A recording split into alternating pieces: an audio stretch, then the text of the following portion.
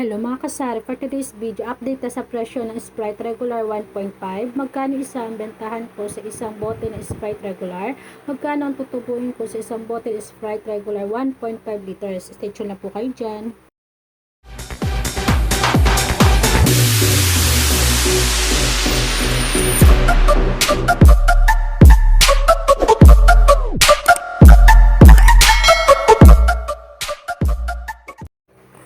Sprite Regular 1.5 liters, ang puhunan ko sa kanya 60 pesos point 65 cents. Bentahan ko sa kanya 75 sa isang bote. Meron na akong tubo na 14 pesos and 35 cents.